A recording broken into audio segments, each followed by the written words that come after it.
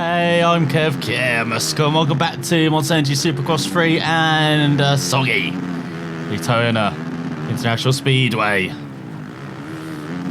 As it looks like the sand, it's going to be tough to negotiate around it.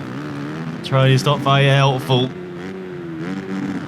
As we enter the second half of this 450 season with Liz on top by around a race win now, ahead of the KTMs of Cooper Webb and Marvin Muskun.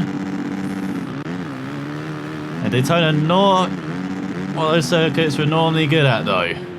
It is a tosser to get on top of. It's one of the longest laps the whole calendar.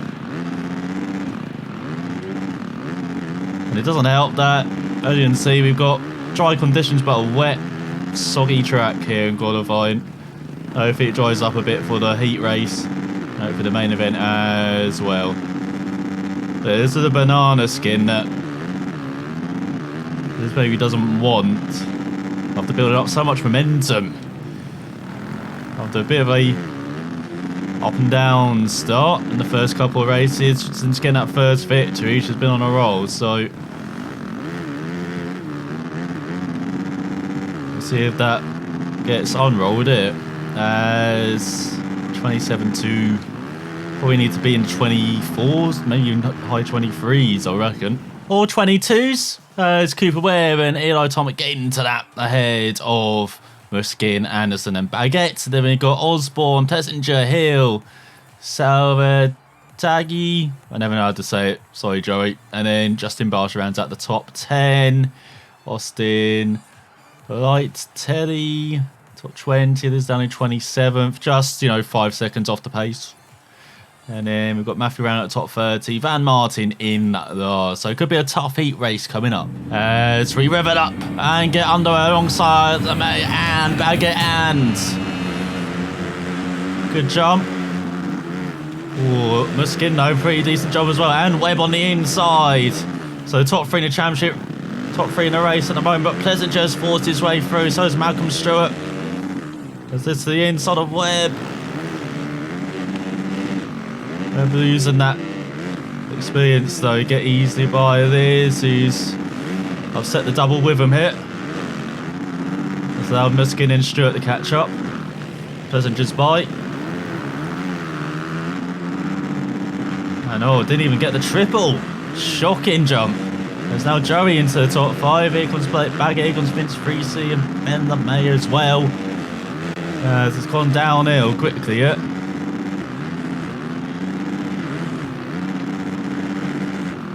It is powering through. Still down in 7th. As well, Baguette. Does he hold it? He got into Stewart, or does he? Since Stewart may have held him up there. Or was it Joey? There's back down to 7th though. Finch 3C by. Got Chad Reed in 8th. As there's going to be a long 4 laps for this. No, she can get no traction compared to anyone else out the corners. To go. Going to over start finish up. Got 5 seconds behind Webb already. Like, he's just making it through to the main event so he can guarantee the points is the target of this race. And in the main event, just score points, I think. Like,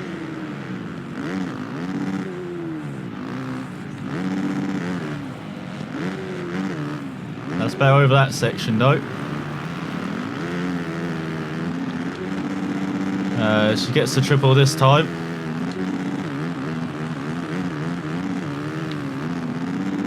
There's a little whip for the crowd.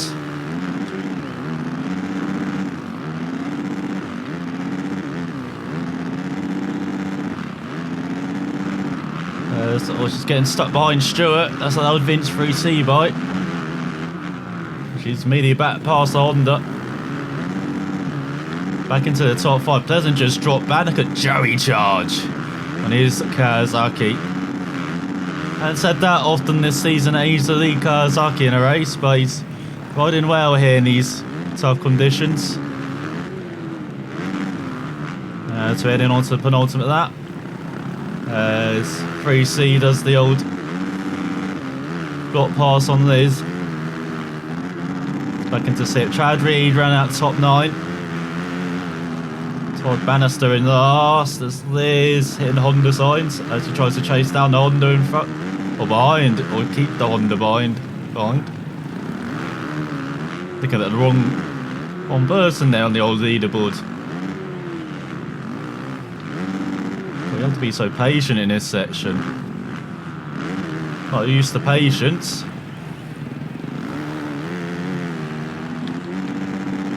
This does the triple.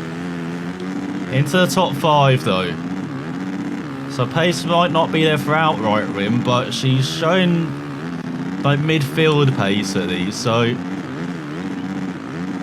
could be a fixture at the top 10 maybe. The feature race, she's casing the joint badly there, which has kept Stewart behind. And May up to 7th, battling with 3C.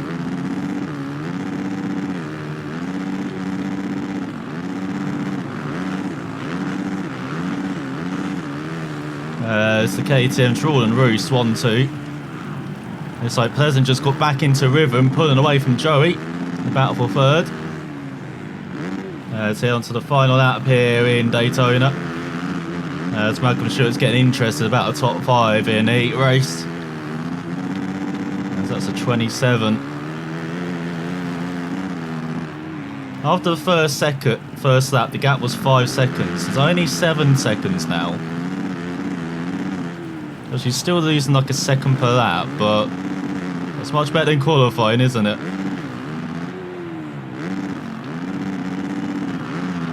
I thought it looked like she had messed up there, but recovered well.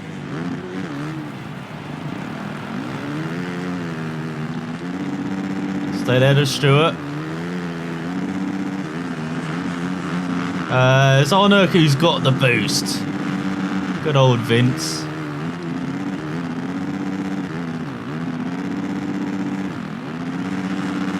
Oh no, he landed on the upslope there.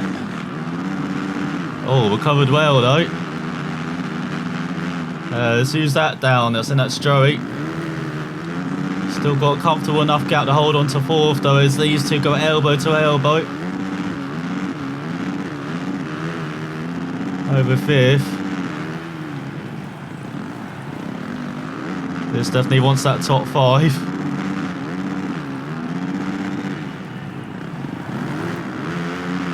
And looks like Vince has got the run towards the line.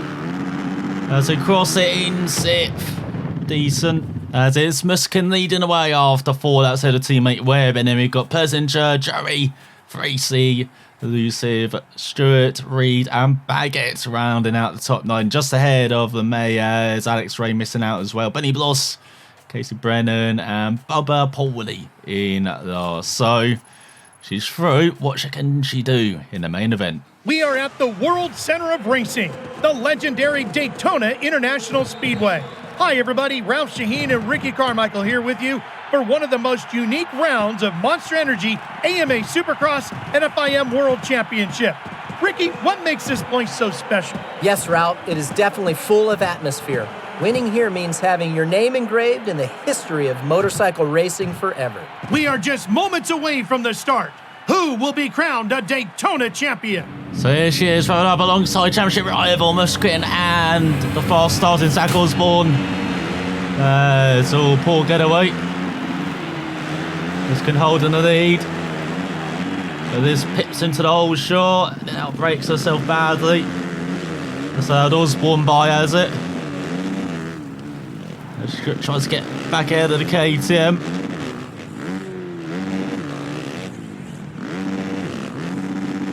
Oh no, she's messed it up again on the opening lap. Can't afford to do that in the race. But Muskin's been pushed back by Anderson and Osborne has found us leading the way. And here comes Justin Hill, should I say, on the Suzuki. Passenger behind, so this down to 5th.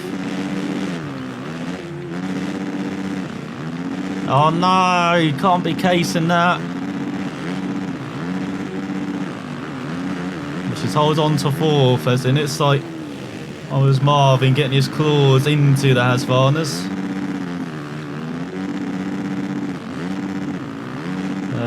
Sarah Fag trading for no reason.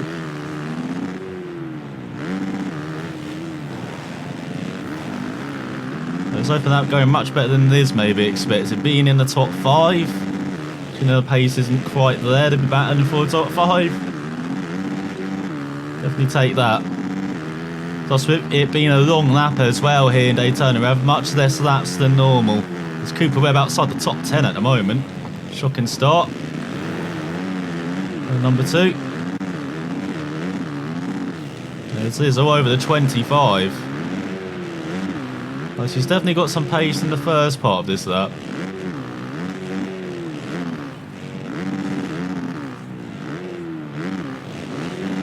As she goes for the dive. Doesn't quite work out though. And see hinders her run over the whoop section. That's allowed heel back by into the top 4. Just quickly cuts that off though. Oh, she's made it onto the tabletop. That's what she needs to be doing in that section. Oh no! Down! Get going, bike. No, do not wheelie. As now Tomac with the elbows.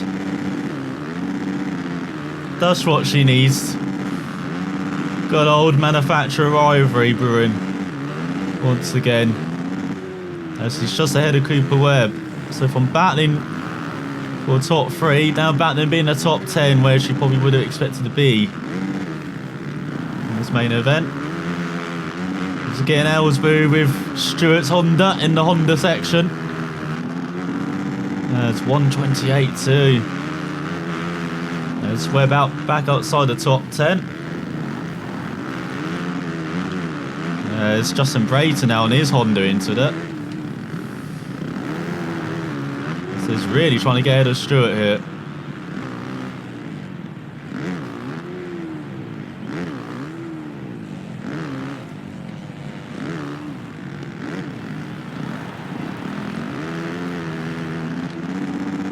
She gets a good run, so back up to 7th, and this like Stewart's gone back down behind the Justins, Brayton and Barsha. He's got Atomic in 6th.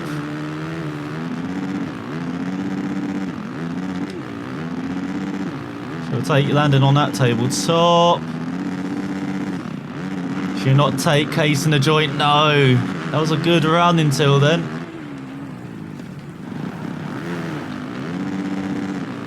So allow Brayton to catch up a bit. The number 10. There goes Justin. Having a little look down the inside. Just trying to block that off. Brayton trying to not let the red plate intimidate him. He goes a bit wide there. That's like Cole Seedy from nowhere. He'll take 8th. Temporarily, Legend champion 13th, Blake back at 15th. It's got Adam in the last behind Austin. He's just trying to push here towards that top 5. Does not want to be losing too many points to her KTM foes. Then we've got a couple of Kawasaki foes in front. Joey ahead of Tomac. Well, maybe not Joey, but definitely Tomac. So here comes Brayton with the elbows. Just horrible over that whoop section. Normally she's good over whoop sections, but over that, absolutely abysmal. Gets a much better run than Brayton though before Case in the joint again on that last section. Absolutely killing her, that is. If she wants to get away from these two, she's got to stop doing that. And this point, casing it again, losing seconds per lap. We're doing it. I can't even see where I'm going now. Thank you, Seedy. He's all lucky to stay up there.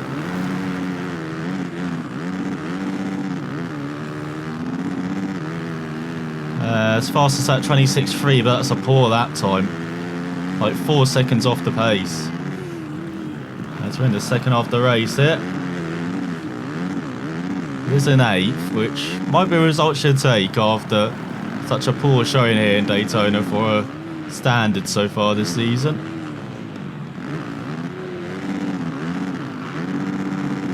Goes over the jump, Seeley has a little look.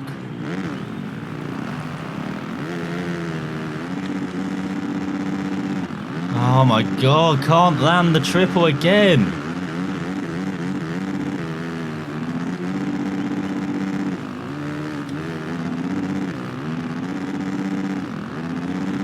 So, did she case a joint that?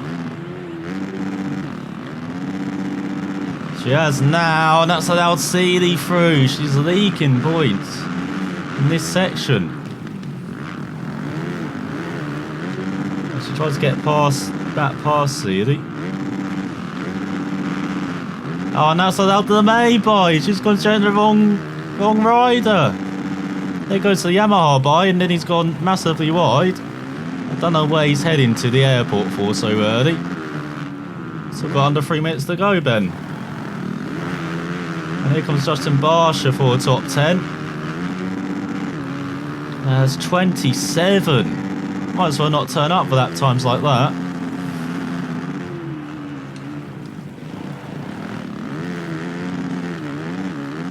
That's better.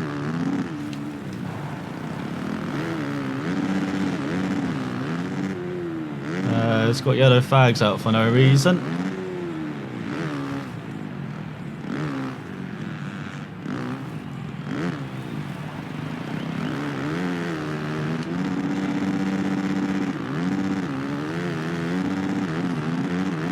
So that's slightly better through that section. Still poor.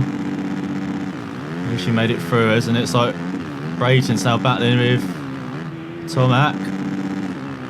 There we go. Landed on the tabletop. Needs to triple that. But still, that much better through that section. Needs to do that every lap from now on. But again, gets bogged down in the next part. What? Why has the flag man told her to reset? Got bias here. Got KTM bias. What the hell? As he gets past Barsha. She does her fastest lap despite that reset. See, shows you the difference of Ned in that section. Like, it really is a big difference. That time wise. Like, we are actually talking seconds. In these conditions because of how much time kind of casing costs you.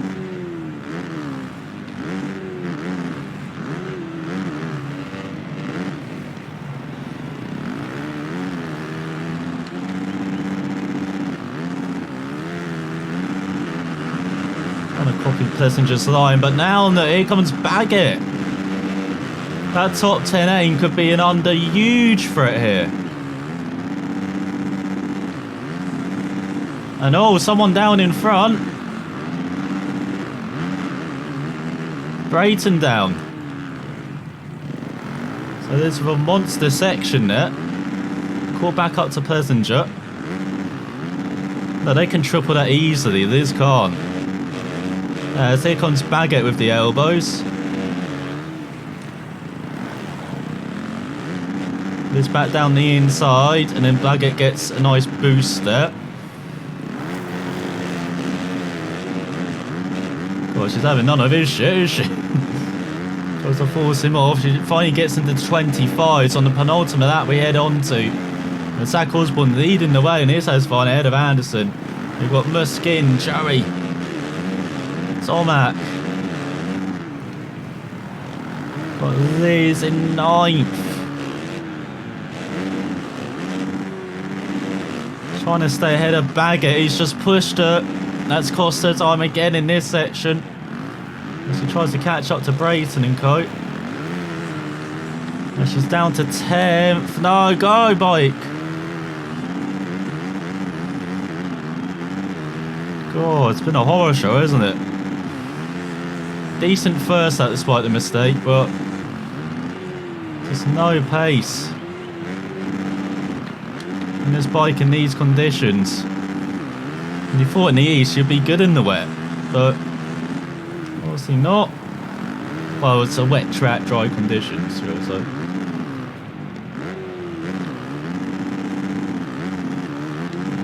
Come on, bike, get going. So they hit around 40 miles per hour there, I reckon, and we're stuck in the mid-30s. That's what's happened. So head on to the final lap. Got the legend Chad Reed behind. 11th, had a Cole Seeley. Liz down in 10th.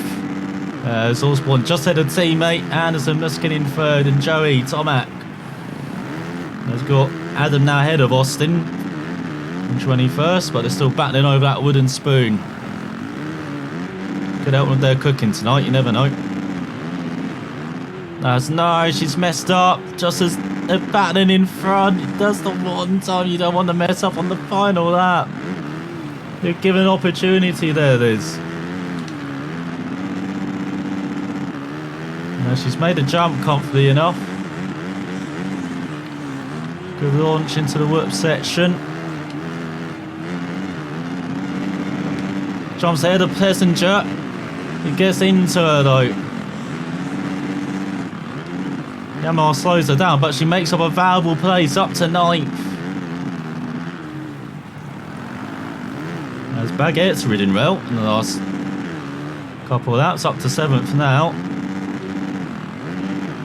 As Nick once again, that section's cost her a place. Who won? Just trying to take the wide down the block out Plessinger. Plessinger having none of it though. But she stays just ahead of the Yamaha and Reed. As there's an elbows out top 10. As after 9 laps, Osborne beats Anderson to the 21.6, 4 seconds quicker than this. That is how poor that time was that her pace was in that main event. And throughout the whole of the Daytona International Speedway weekend, as we've got Joey rounding out the podium. There we go, Kawasaki stable, mate. Doing a number of Muskin in 4th in the end, so he didn't grab back that many points actually, just 5 in the end. Then you've got Tomac, then Justin Hill, Baguette, Brayton, and Chad Reed rounds out the top 10 head of Plessinger, Seeley, 3C, Barsha, Stewart. It could have been as bad for this as Cooper Webb though, down in 16th for the KTM after having an impressive heat race. And then we've got LeMay, Bogle, Ray, Chisholm, Adam ahead of Austin in the end. So this leaves the championship by 23 points ahead of Muskin. Webb a bit adrift now, 20 points behind his teammate and 24 ahead of Tamaki, who goes up into 4th. Osborne with his 2nd victory of the season into the top 5 by a single point at a Baguette, with Bogle down 3 places to 7th after being nowhere in the main event. Brayton down to 8th ahead of Anderson, and Hill into the top 10 at a Plessinger, and 3C drops out with Malcolm Stewart, the only other rider in triple figures, in 13th ahead of LeMay. Barsha, Reed up to 16th ahead of Joey with his first podium of the season. We've got Alex Ray in 18th, down a couple of places. Dean Wilson down to 19th. And Colesley round out the top 20. It's looking further down. We've got Gardner round out the top 30, up 6 places. Swanson rounding out the top 40, down a place. So we've got 45 riders score points out of 56. So not that bad in the end, considering. Like, the lack of pace she had was abysmal, but still gained points from Webb and only lost a few to Muskin. So maybe around Indianapolis and Lucas Oil Stadium, home of the Indianapolis Colts in the NFL, we're turning into an NFL, so maybe work out better for her. And I believe it's got a roof, doesn't it? Can't remember now, actually. We'll find out next time, though. So, thanks for watching, and I'll see you then.